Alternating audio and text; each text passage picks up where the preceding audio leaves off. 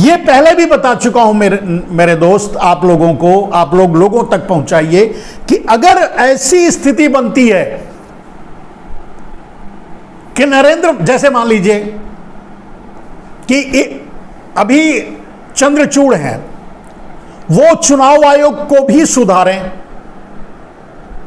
न्याय की व्यवस्था दें, या जहां गलत हो रहा है इस तरह से, जिस तरह से वो इंटरफेयर कर रहे हैं करते रहें, तो ऐसी स्थिति बन सकती है कि फिर ईवीएम पर भी सवाल उठे और ईवीएम बैन हो।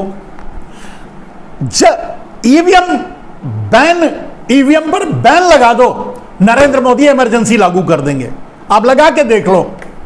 सुप्रीम कोर्ट से ये बात मैं कह रहा हूं, आप लोगों से जो पीआईएल दाखिल करते हैं वो भी जाकर के सुप्रीम कोर्ट में गुहार लगाएं। अगर ईवीएम पे बैन लग जाता है, चुनाव, नॉर्मल चुनाव करवाने का आदेश या एडवाइजरी अगर सुप्रीम कोर्ट जारी कर दे, तो नरेंद्र मोदी इमरजेंसी लागू कर देंगे। अब ये अघोषित इमरजेंसी है, तब घोषित इमरजेंसी लागू हो जाएगी। कहने का अर्थ यह है मेरे दोस्त कि नामुमकिन नरेंद्र मोदी को हराना, 2024 में भी ये प्रधानमंत्री बनेंगे। उसके लिए वो किसी भी लिमिट, किसी भी हद, कोई भी हद पार कर सकते हैं, कुछ भी कर सकते हैं, और उनके पास बहुत सी चीजें हैं। न्याय, मैंने कहा, कर्नाटक चुनाव से आगे बढ़कर बात न्याय की करते हैं मेरे दोस्त। जंतर मंतर पर विनेश फोगाट, साक्षी मलिक, बजरंग पुनिया, ऐसे और भी खिलाड़ी बैठ करके न्याय की गुहार लगा रहे हैं। अगर न्याय का न भी नरेंद्र मोदी के दिमाग में होता,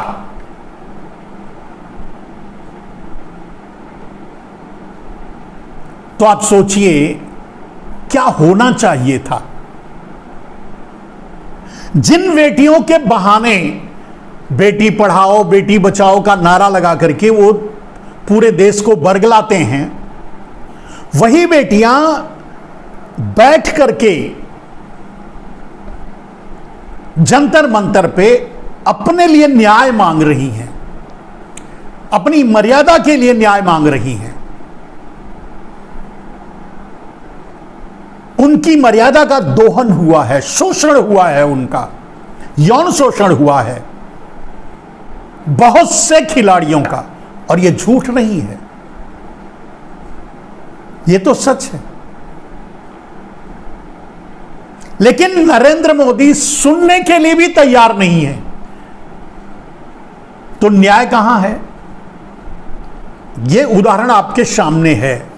न्याय शब्द ही, न्याय इंटायर पॉलिटिक्स की जो डिग्री है, उसमें भी न्याय के लिए कोई जगह नहीं है। वैसे तो नरेंद्र मोदी के इस व्यवहार का कारण है उनकी अज्ञानता। यानी बकौल अरविंद केजरीवाल, चौथी फेल होना, अनपढ़ होना, चौथी फेल राजा की कहानी उन्होंने तो विधानसभा में सुना दी थी, तो उसको हम भी कह सकते हैं। लेकिन आप देख रहे हैं कि भारतीय जनता पार्टी के नेता, सभी नेता, लगभग बहुत से नेता, स्मृति ईरानी, बाल विकास मंत्री भी शायद हैं वो, दुर्भाग्य से, देश के दुर्भाग्य से, अपने दुर्भाग्य से नहीं, वो ये सभी लोग, जेपी नड्डा, शायद अमित शाह और मोदी भी, ये लोग द केरल स्टोरी देखने में लगे हुए हैं। केरला स्टोरी, वहां भी बात कुछ महिलाओं की ही है, जिसका प्रमोशन कर रहे हैं नरेंद्र मोदी।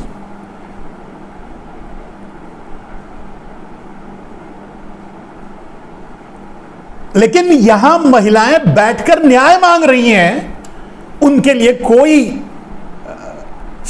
एक सेकंड समय भी नहीं है कि एक ट्वीट भी कर देते, और बगल में ही है, जाके मिल भी सकते थे, बुला के मिल चुके हैं, घर आने का न्योता भी दे चुके हैं, इन खिलाड़ियों को घर ही बुला लेते अपने प्रधानमंत्री निवास पे। मैं थोड़ी कह रहा हूं कि वड़नगर बुलाते, लेकिन ऐसा कुछ भी नहीं है। कोई, कहने का अर्थ यह है कि न्याय के लिए कोई जगह नहीं है नरेंद्र मोदी के जीवन में, या कह सकते हैं राजनीतिक जीवन में, या उनकी राजनीति में। न्याय, धर्म और लोकतंत्र, इन सब चीज के लिए कोई जगह नहीं है। अगर अंदिर मंदिर जाना और टीका उका लगा लेना, तिलक लगाना, ये तो आपको हमको बेवकूफ बनाने के लिए है,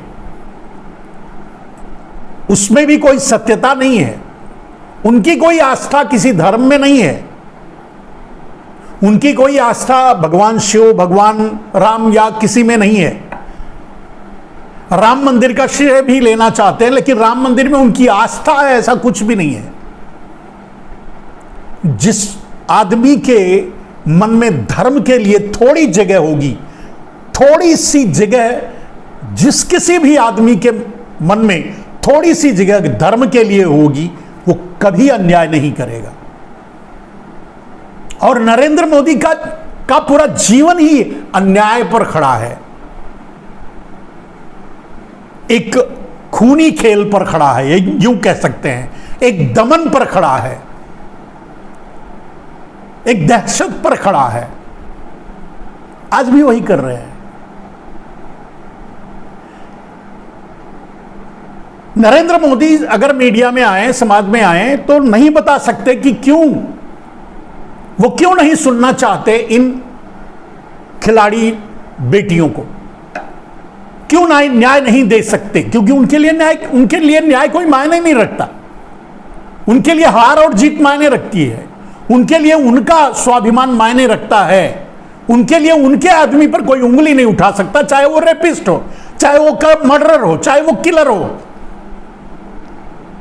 ये उदाहरण पीछे आपको मिले होंगे, कुलदीप सिंह सेंगर से लेकर के, चिन्मयानंद से लेकर के, और राम रहीम से लेकर के, आप देख रहे हैं।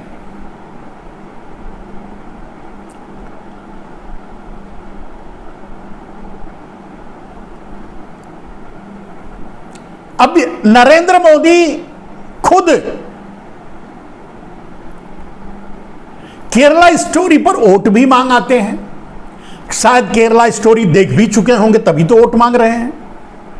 उनके नेता केरला स्टोरी को देख रहे हैं छुट्टी लेकर, और पूरी प्लानिंग के साथ परिवार सहित केरला स्टोरी देख रहे हैं।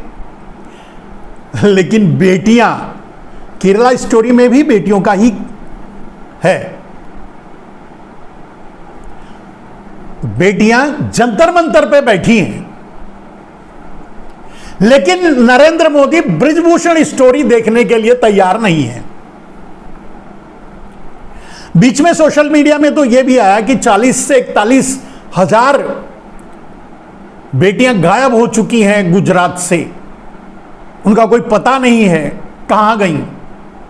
वो भी उनको देखने की फुर्सत नहीं है, और ना ही उस पर कोई स्टोरी बनाएगा भी तो कैसे। वो किस मिशन पर गई हैं कौन जाने। नरेंद्र मोदी खुद ही भेजे हों, सबको माइग्रेट करवा करके विदेश कहीं और सेटल करवाए हों, ब्लैक मनी को हैंडल करने के लिए, जैसा कि मैं पहले भी बता चुका हूं। तो सवाल यह है कि मैडम ईरानी जी, नरेंद्र मोदी, अमित शाह, नड्डा या और भी दूसरे नेता जो केरला स्टोरी देख करके कुछ जानना समझना चाहते हैं, वो जानने और समझने के लिए जंतर मंतर पर नहीं आ सकते, या जंतर मंतर पर बैठी बेटियों को नहीं देख सकते।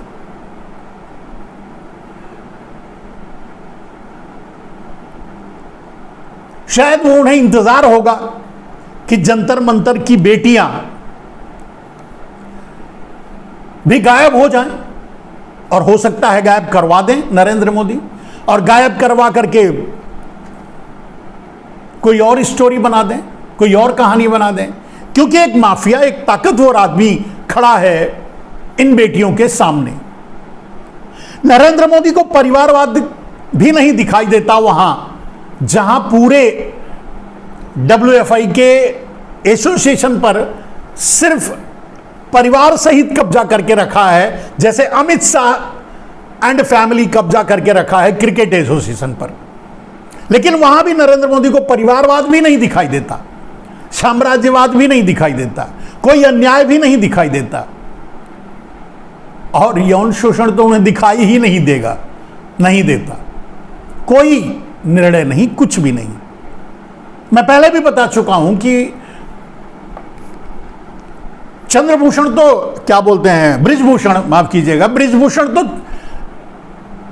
चैलेंज कर चुका है कि हिम्मत है तो बोलिए कि मैं रिजाइन कर दूं। ये वही कह सकता है जिसके हाथ में कुछ न कुछ इंटरनल पावर है, इंटरनल ताकत है, इंटरनल सीक्रेट्स है, जिसे दबा करके बैठा हुआ है, रखा हुआ है, और जिसके जरिए इन्हें डरा सकता है, धमका सकता है, कर रहा है। तो द केरल स्टोरी देखना है, जो एक मिथक और सिर्फ काल्पनिक कहानी है। हो सकता है 1% कहीं सच भी हो, लेकिन फिल्मकार ने तो खुद ही लिख के दिया कि भाई ये काल्पनिक है। तो एक काल्पनिक कहानी देखने में इतनी रुचि है नरेंद्र मोदी और पूरे बीजेपी को, लेकिन एक जीवंत समस्या को समाधान करने के लिए कोई समय नहीं है नरेंद्र मोदी या पूरे भारतीय जनता पार्टी के पास।